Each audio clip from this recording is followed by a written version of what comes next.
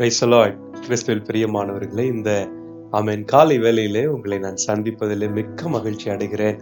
சுகமாய் இருக்கிறீர்களா? நம்முடைய தேவன் எவ்வளோ நல்ல ஆண்டவர் பாருங்க. ஒவ்வொரு நாளும் கிருபையாக, சுகமாக, அற்புதமா நம்மை நடத்தி வருகிறார். ஹல்லேலூயா.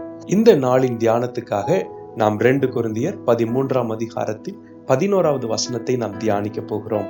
கடைசியாக சகோதரரே, சந்தோஷமாயிருங்கள், நற்சீர் பொருந்துங்கள், ஆறுதல் அடையுங்கள், ஏக சிந்தையாயிருங்கள், சமாதானமாயிருங்கள். அப்பொழுது அன்புக்கும் சமாதானத்துக்கும் காரணராகிய தேவன் உங்களோட கூட இருப்பார். ஹல்லேலூயா. கர்த்தருடைய நாமம் மகிமைப்படுவதாக. இந்த இடத்துல பவுல் கொரிந்திய சபைக்கு ஒரு ஆலோசனை சொல்லுகிறார்.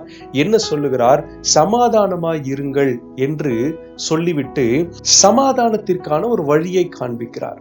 என்ன வழி சமாதானத்திற்கு நம்மை கொண்டு செல்லுகிறது? முதலாவது சந்தோஷமாயிருங்கள், இரண்டாவது நற்சீர் பொருந்துங்கள், மூன்றாவது ஆறுதல் அடையுங்கள், 4வது ஏக சிந்தையாயிருங்கள், கடைசியில சமாதானமாயிருங்கள். ஹல்லேலூயா. அப்போ ஒரு மனிதனுடைய வாழ்க்கையில சமாதானமா இருக்கணும்னு சொன்னா என்னென்ன தேவையா? இந்த அனைத்து காரியங்கள், சந்தோஷம், நற்சீர் பொருந்துதல், ஆறுதலா இருப்பது, ஏக சிந்தையா இருப்பது மிகவும் முக்கியமா இருக்கிறது. இதுல முக்கியமாய் ஒரு வார்த்தையை நான் இங்கே சொல்ல விரும்புகிறேன். என்ன சொல்லுகிறது? நற்சீர் பொருந்துங்கள் என்ற வார்த்தையை பவுல் பயன்படுத்துகிறார். நாம் சமாதானமா இருப்பதற்கு நற்சீர் பொருந்துவது மிகவும் முக்கியமா இருக்கிறது. இது நாங்க நற்சீர் பொருந்துறது அப்படின்னா என்ன? நர் என்றால் நல்ல அப்படின்னு புரியுது. சீர் என்றால் என்ன? பொருந்துவது என்றால் என்ன? ஆங்கில வேதாகமத்துல இப்படியாய் சொல்லப்பட்டிருக்கிறது, ஸ்ட்ரைவ் ஃபார் ஃபுல் ரெஸ்டரேஷன். முழுமையான மீட்புக்காக நீங்கள் முயற்சி செய்யுங்கள் அல்லது போராடுங்கள் என்று பவுல் சொல்லுகிறார். நற்சீர் பொருந்துவது என்று சொன்னால் நம்முடைய வாழ்வின் எல்லா பகுதிகளிலேயும் நாம் முழுமையான விடுதலையை நாம் அடைய வேண்டும் என்று பவுல் சொல்லுகிறார். Full restoration. ரெஸ்டரேஷன் என்றால் மீட்பு எல்லா பகுதிகளிலும். இன்றைக்கு அநேக கர்த்தருடைய பிள்ளைகளோட வாழ்க்கையை போய் பாருங்க. ஏதாவது ஒண்ணுல ஆசீர்வாதமா இருப்பாங்க, ஒண்ணுல வீக்கா இருப்பாங்க. பொருளாதாரத்துல ஸ்ட்ராங்கா இருப்பாங்க, ஆனால் மற்ற பகுதிகளிலே குடும்ப சமாதானத்திலோ அவர்களுடைய பர்சனல் ரிலேஷன்ஷிப் வித் காட், தேவனோடு உள்ள உறவில் குறைவுபட்டிருப்பாங்க. சில பேர் பார்த்தீங்கன்னா நல்லா ஜெபிப்பாங்க, பைபிள் படிப்பாங்க, நல்லா அந்நிய பாஷை பேசுவாங்க, பயங்கரமா ஊழியம் செய்வாங்க. ஆனா பொருளாதாரத்திலோ அல்லது மற்ற பகுதிகளில் ரொம்ப வீக்கா இருப்பாங்க. ஆனா பவுல் சொல்றாரு, நீ ஏதோ ஒரு பகுதியில வாழ்ந்து இன்னொரு பகுதியில வீக்கா இருப்பது தேவ சித்தம் அல்ல. நற்சீர் பொருந்து, அப்பொழுது நீ சமாதானமா இருப்பாய்.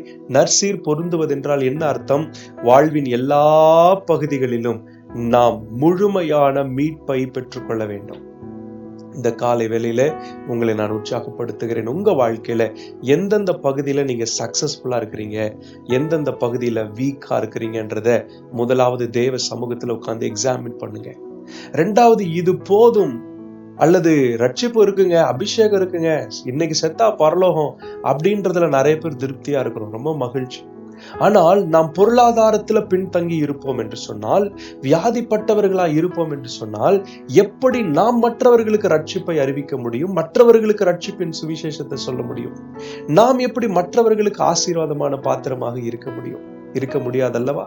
அப்ப நீங்க மற்றவங்களுக்கு ஆசீர்வாதமா இருக்கணும்னா நீங்கள் ரட்சிக்கப்பட்டு நீங்கள் தேவ பிள்ளைகளா இருப்பது மாத்திரமல்ல, இந்த பூமிக்குரிய காரியத்திலையும் நீங்கள் வெற்றியுள்ளவர்களாக இருக்க வேண்டும். எனவே பேதுரு சொல்லுகிறார், ஜீவனுக்கும் தேவ பக்திக்கும் வேண்டிய யாவற்றையும் அவரது திவ்ய வல்லமை நமக்கு தருகிறது என்று சொல்லி பேதுரு சொல்லுகிறார். அப்படியானால் என்னை கேட்டுக்கொண்டிருக்கிற தேவ ஜனமே, உங்க வாழ்க்கையில எந்தெந்த பகுதியில நீங்கள் குறைவுபட்டு இருக்கிறீர்களோ அந்த பகுதியில நீங்கள் முழு மீட்பை அடையும்படி, நற்சீர் பொருந்தும்படி நீங்கள் ஜெபிக்க ஆரம்பியுங்கள், விசுவாசிக்க ஆரம்பியுங்கள், ஆண்டவர்கிட்ட கேட்க ஆரம்பிங்க. உங்க வாழ்வில நீங்கள் நற்சீர் பொருந்தும் பொழுது, ஃபுல் ரெஸ்டரேஷனுக்கு நீங்க வரும் பொழுது, மற்ற பகுதிகள் எல்லாவற்றிலேயும் நீங்கள் சமாதானம் உடையவர்களாய் இருக்க முடியும். உங்கள் சமாதானத்தை யாராலும் திருட முடியாது. ஒருத்தர் ரொம்ப குறைவோட இருக்கிறான், ஒரு தேவை வரும் பொழுது உடனே சமாதானம் போய்விடுகிறது. ஆனா பொருளாதாரத்துல ஸ்ட்ராங்கா இருக்கும் பொழுது அவன் பணத்தை குறித்து கவலைப்பட மாட்டான். அதே போலதான் ஒருத்த எப்ப பார்த்தாலும் அடிக்கடி நோய்வாய்ப்பட்டுக்கிட்டே இருக்கிறான்னா, ஏதாவது ஒரு வியாதி வருது, திடீர்னு கொரோனா வருகிறது, டெங்கு வருகிறதுனா பயம் வந்துடும். ஐயோ, எனக்கு நோய் எதிர்ப்பு சக்தி கம்மியா இருக்குதே, என்ன நடக்க போதோ தெரியலையே. ஆனால் நோய் எதிர்ப்பு சக்தி அதிகமா இருக்கிறது, எந்த வியாதி வந்தாலும் என் சரீரத்தால எதிர்த்து நிற்க முடியும்ன்ற நிலைக்கு வந்துட்டோம்னா, அது என்ன வியாதி வந்தாலும் அதை குறித்து நாம் கவலைப்பட வேண்டிய அவசியம் கிடையாது.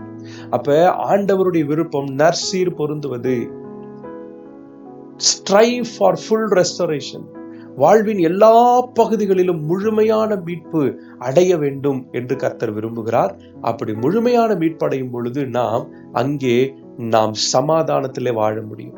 தேவன் அப்படிப்பட்ட வாழ்க்கையை உங்களுக்கு தேவன் தருவாராக. ஜெபிக்கலாமா? பிதாவே, எங்க வாழ்க்கையில help us to strive for full restoration, முழுமையான மீட்படைய, வாழ்வின் எல்லா பகுதிகளிலும் வெற்றியா இருக்க தேவன் எங்களுக்கு கிருபை பாராட்டும். இந்த சத்தியம் உம்முடைய மக்களை கட்டி எழுப்பட்டும், வாழ்வடைய செய்யட்டும், பலப்படுத்தும். இந்த நாள் அவர்களுக்கு ஒரு ஆசீர்வாதத்தின் நாளாய் ஏற்படுத்தி தாரும். இயேசுவின் நாமத்தில் ஜெபிக்கிறோம் ஜீவனுள்ள நல்ல பிதாவே, ஆமென். God bless you. தேவ தயவு உங்களோடு கூட இருப்பதாக.